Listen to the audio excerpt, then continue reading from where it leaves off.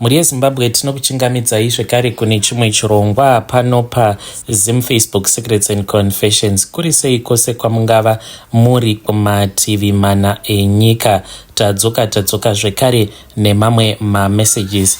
Regedzei tibva tapinda mumamessages edu awo atadzoka takakubatirai. Message yedu yekutanga yakamira sekudai so: hanzi makadii zvenyu mukoma, ndinokumbirawo kuti munge muchindiposterawo nyaya yangu makaviga chitupa changu. Ininiwo mukoma Nashe ndiri mudzimai, ndinoda kukuudzaiwo izvo zvakaitika apo pandakarambana nemurume wangu. Ndakarambana nemurume wangu mainge muri mugore ra2018 then gore ra2019 ndipo pandakabva ndachizoromba. Murume uyo akandirombesa ndichiri kugara naye ende ndakatengesa chibereko changu. Ndiye akandibatsira tikaenda kune mamwe maNigerians ndokubva achizondibatsira kuti ndige ndichitengesa chibereko changu. Pandakatanga kugara naye murume uyu handina kunge ndakaziva kuti iye ndiro basa rake iroro raanoita rekuti kana aine mukadzi waanenge achidanana naye, mukadzi iyeye anenge achimushandisa pamhiko dzake dzeurombwa. Saka patakasangana mukoma handina kunge ndakaziva kuti iye atoriwo munhu akatoromba. Then ndokubva tachizotanga kudanana. Sezvo ndainge ndichidanana nemunhu ainge aine mari, kana ari semurume wangu ndainge ndava kusatombomuona sekunge ainge atomborikana chinhu kumberi kwangu. Ndaitozviona sekunge ndainge ndichitotambisa nguva zviya zvekuti ndiye murume wangu wandakazvara naye vana. Ndaitozviudza kutoti futseke kuroko, handichina kana basa newe. Murume wangu ainge akamboitawo madhiri apo patainge tichiri kuZimbabwe tisati tauya kuSouth Africa. Murume wangu aiti kana akaenda kuchikorokoza, paanodzoka aidzoka aine kari inenge iri shoma yekuti waishaya kuziva kuti woita sei nekamari kaanenge adzoka nako. Saka aipedzwa mari mahure awo ainge achidanana nawo kumakomba ikoko. Saka ndaizoti kana ndikabvunza vamwe avo ainge achishanda navo ndaitoshamisika kuti ivo vaitodzoka vaine mari. Saka ndainge ndichingogara ndichingotambudzika. Zvinova zviri zvinhu zvainge zvichindirwadza, asi chekuita inge pasina because ndainge ndakatsikirirwa sezvo ndainge ndiri muZimbabwe. Aikwanisa kungodzoka zvake asina kana senti okupa zvako NSTI. Kurara mose mangwana acho waimuka uchinzwa imwe pain, woenda kuchipatara wobvoudzwa kuti STI yauinayo. Saka mukoma ndakaramba ndakashingirira. Ndo pandakabva ndachizowana basa kuburikidza neimwe friend yangu muSouth Africa. Semunhu ainge achiremekedza murume wake, ndakabva ndati hapana pandingaenda kuSouth Africa ndiri ndega. Ndakataura naye ndokubva achizobvuma, ndokubva tachizobuda muZimbabwe, ndokubva tachizouya muSouth Africa tikatanga kushanda. Saka ipapo ainge ava kuita sekunge ainge ari munhu ainge achinja hunhu hwake, but mukoma Nashe ndainge ndisina kukanganwa zvose izvo zvaainge akandiita panguva iyo yaainge achiita zvechikorokodza achiri kubata mari. Fast forward mukoma, pandakazowana mukana wekuti ndige ndichidanana nembinga, ndikabva ndati ndingaregedza kudanana nembinga manje inini ndirambe ndiri munhamo. Apa tainge tichigara kune imwe location kwekuti ikoko kwaitogara varombo vekupedzisira muSouth Africa. Kwainge kwakangozara mikuku zvekuti kana landlord wako anenge achitogarawo mumukuku. Ndainge ndichidawo kubuda muenvironment yakadaro. Saka mbinga yangu yakabva yachizoti yainge ichida kundirojera imba mutown. Ndakanyepera murume wangu ndikamuudza kuti ndainge ndava kushanda as a stay in. Ndaitoti kana ndikatochaisa mukoma ndotoenda kwandainge ndava kurojerwa kumasuburbs kutokwira kombi dzimwe nguva aitouya achizotonditora kubasa. Saka one day murume wangu akazonditaimira, ainge akahwanda zvake, ndokubva achizoona motikari ikasvika pabasa ndikatopinda motikari. Ndopaakabva achizobudikira akamira pakati perodhi. Ndikabva ndaudza chikomba changu kuti ramba uchingodhiraivha iwe, munhu uyu handisisina kana basa naye.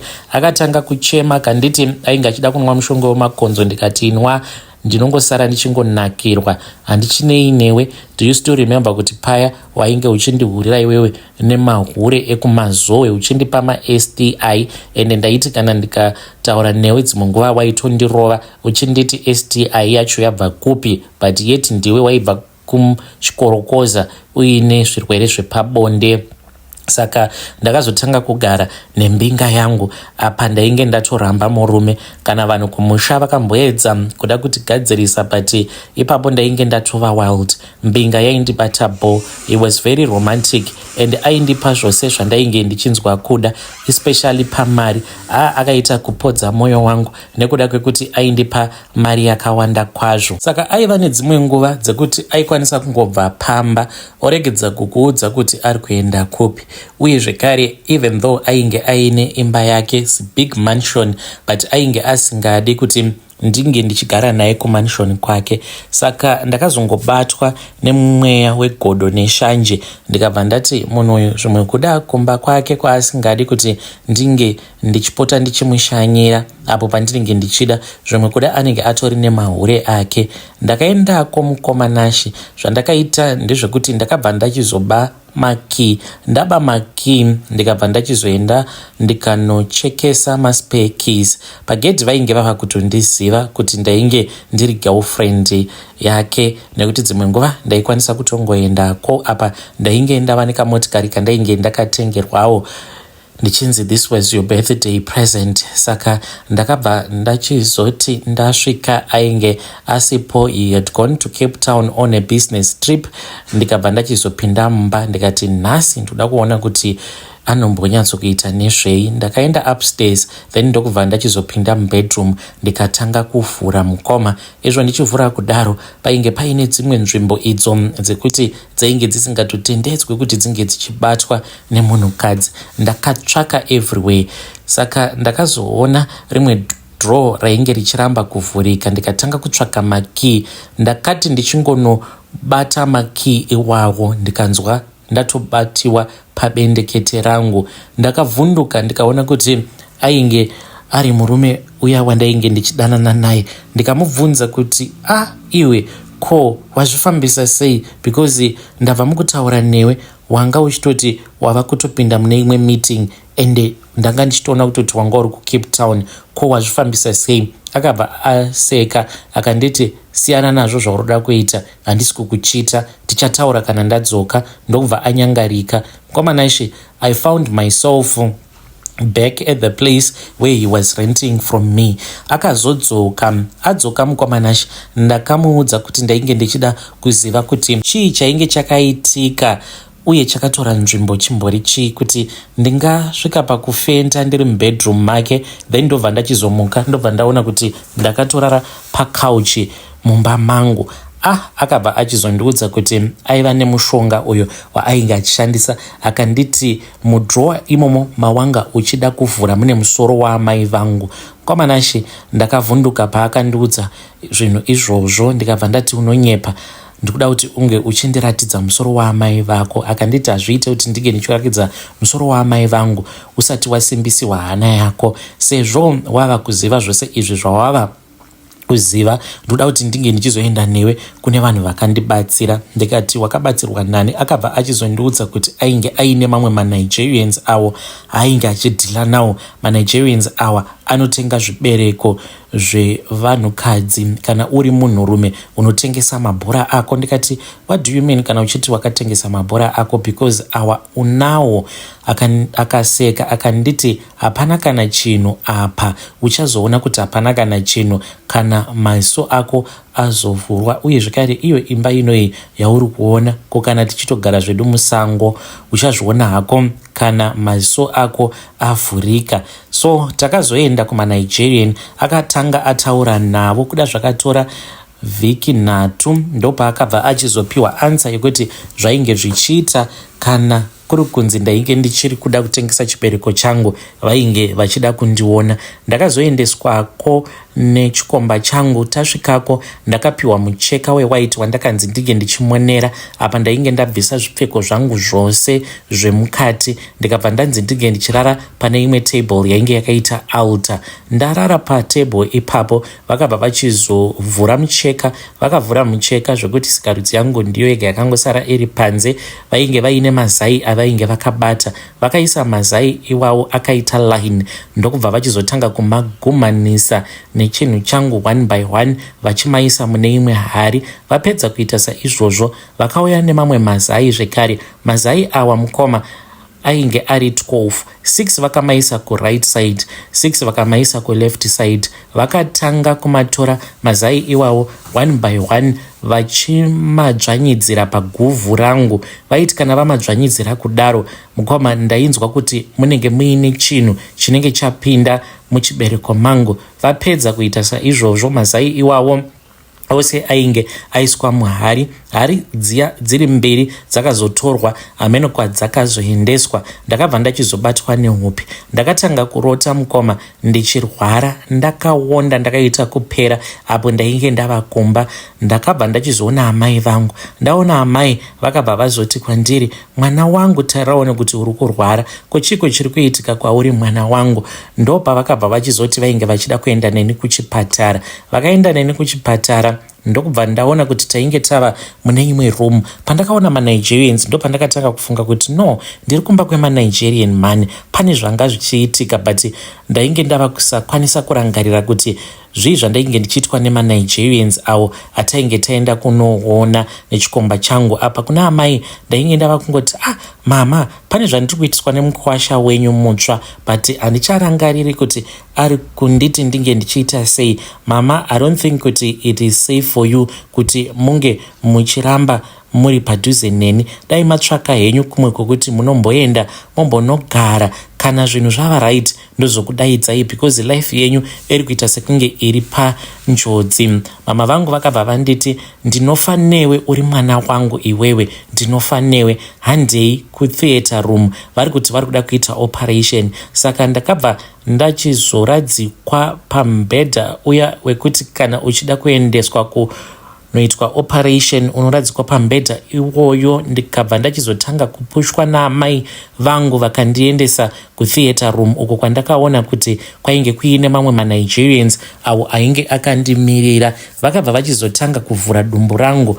Apa ndainge ndisingambonzwi kana pain, but havana kana injection ravakambondipa rekuti ndinge ndichikotsira vange vachizokwanisa kuita operation yacho. Mukoma nashe vakabva vachizotanga kuburitsa matumbu angu panze, vakaburitsa chibereko changu ndikatochiona. Pandakachitarisa mukoma, ndakaona chakazara mazai awo ainge asara mandiri, ainge akazara zvino muchibereko apa chichitotamba chichipfura-pfura, ende mazai iwawo aitoratidza kutoti ainge aine vana. Ndo pandakabva ndachizongorota ndava zvekare mune imwe nzvimbo, but ndiri kunzvimbo ikoko ndainge ndiine maNigerians uye zvekare ndiine chikomba changu tichifara tichinwa doro. Ndakazonzwa voice rakanditi, iwe harisi doro rauri kunwa, tarisa uone kuti harisi doro. Pandakanotarisa muglazi ndikaona kuti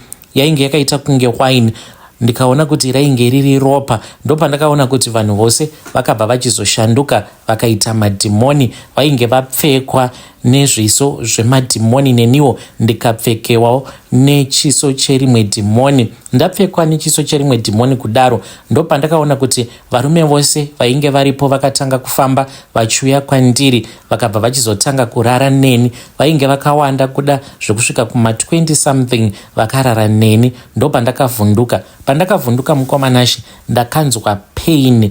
Ndo pandakaona kuti varume vose vainge vari murumu imomo vainge vakabata sikarudzi dzavo vachitoratidza kuti vainge vabva mukurara neni. Vakatanga kutambisa sikarudzi dzavo, vakapedzera padumbu rangu, vakatanga kukambura urume hwavo vachihuyisa mune imwe hari.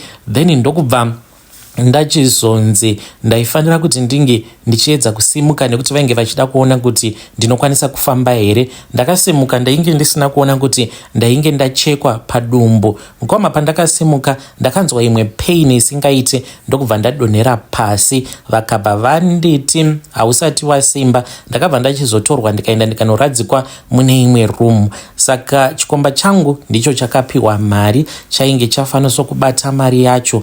Then ndakazoti ndaita senani, chakabva chachizouya chikabva chachizonditora tikabva tachizoenda kumba. Ndaipota ndichiendeswako kuSenton kunogara maNigerian acho anotenga zvibereko vachinonditarisa kuti ndainge ndava right here. Saka ndainge ndisingazivi kuti kurota kwandainge ndakaita nekuona kwandainge ndakaita amai vangu muvision zvainge zvichitoreva kutoti amai vangu ndivo vandainge ndasarudza kuti vange vachizova my sacrifice. Pandakaudzwa nyaya iyoyo yekuti amai vangu was the one that was supposed to be my sacrifice, ndakachema, ndikapfugama pasi ndikachema ndichikumbira ruregerero kuti vange vachiregerera amai. Ndikati ndinotsvaka hangu umwe munhu wandinochekeresa, kwete amai vangu nyakundibereka. Apa amai vangu vakandizvara neoperation futi, then ndobva ndachizovachekeresa.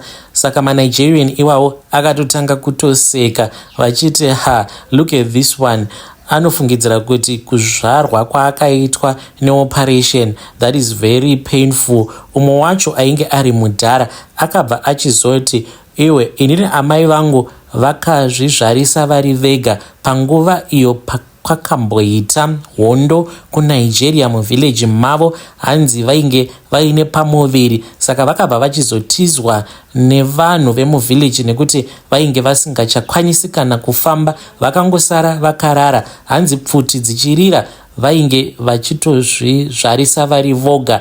Murume iyeye akati kwandiri kunyangwe vakazvizvarisa vari vega asi ndakavauraya 1. Vakatanga kuseka maNigerian iwavo, vakabva vachizondipa banga rainge riri regold. Banga iri rainge rakareba rakaita kunge sword. Vakabva vachizonditi vainge vachida kuti ndinge ndichibaya amai vangu. Ndikati amai kuti ndinge ndichivabaya handisi kuvaona varipi. Vakabva vachizonongedzera kune rimwe glass iro rainge riri kumadziro, vakabva vachizonditi tarira uone nyatsokucherechedza. Ndo pandakabva ndachizoona kuti amai vangu vainge vakamira pakati pemapapiro engirozi asi yandisina kuona. Hameno zvavakazoita ivavo varume vekuNigeria, ngirozi iya yakavhura mapapiro ikabva yabhururuka segondo yakananga kudenga ichitevererwa nekamoto kainge kachiiteverera.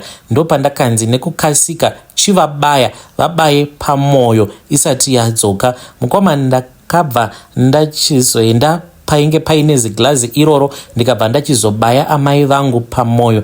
Vakangoti Abigail, ndiro zita rangu mukoma. Vakanditi Abigail, ndo zvawandiita izvi. Ndokubva vatanga kubuda ropa mumaziso, mumhino nemumukanwa, vakabva vadonhera pasi. Ndakazoona rava vision zvainge zvichazoitika pakuvigwa kwavo, zvimwe zvandisingakwanisi kutaura nekuti zvimwe kuda hama kana kuti vamwe vekumaraini ekwedu vanokwanisa kuzobatanidza nyaya. Saka amai vangu vakati vafa, ndakaenda kumusha. Ndakanzi ndini ndaifanira kuti ndinge ndichitenga coffin iro ratakazoshandisa pakuviga kwatakaita amai vangu. Amai vavigwa mukoma, ndikadzoka kuSouth Africa. Ndo pandakazopiwa mvumero yekuti ndige ndichikwanisa kushandisa mari iyo yandainge ndakapiwa, yainge yakabatwa nechikomba changu mushure mekunge ndatengesa chibereko changu. Ndo zvandakaitawo izvi mukoma Nashi. Ndinobatikana especially kana ndikatanga kufunga amai vangu. Izvezvi amai vangu unorwadza, especially kana kuri kunzi unenge uri mwedzi webirthday raamai vangu. Mukoma ndinonwa doro zviya zvekuti birthday raamai vangu rinofanira kuti ringe richisvika, ringe richidarika ndisiri soba. Saka izvozvo zvandinoita zvakazokonzeresa kuti ndinge ndichizova addicted to alcohol. Izvezvi tarirai muone kuti inguvai dziri kuma4, but ndikuda kutoenda kunotenga rimwe doro kuliquor store because ndatarisa ndikaona kuti handisisina kana wamufiriji. Saka ndiri kutoenda ndotonotenga because kana ndiri sober handitombofili bo, ndinenge ndiri suicidal, ndinenge ndichinzwa kuda kungonwa kana poison nekuda kwezvinhu zvandakaita. Mupostawo nyaya yangu, zvimwe kuda vedare renyu kana vakanzwa nyaya yangu, pamwe kunenge kuine vamwe vanokwanisa kundipawo maadvices kuti zvazvadai ndingazvifambisa sei. Hey, vedare ndo message iyo yandakatumidzirwa ichibva kuna vanzvadzi vedu vari kuti she is struggling with alcohol abuse. Vari kuti ivo kana vasina kunwa doro vanenge vachibvunda, havana kana chavanokwanisa kuita kana vasina kunwa doro. Hanzi ndava neaddiction, saka vari kutsvaka rubatsiro. Hanzi any kind of help, any kind of advice, I will appreciate it. Pakaipa ngatisanganei zvekare mune zvimwe zvirongwa zvinotevera. Please keep on liking and commenting on our videos so that tirambe tichikupai zvirongwa zvakawanda each and every day, kuitira kuti pamunenge muri kumabasa munowana zvirongwa zvekuteerera.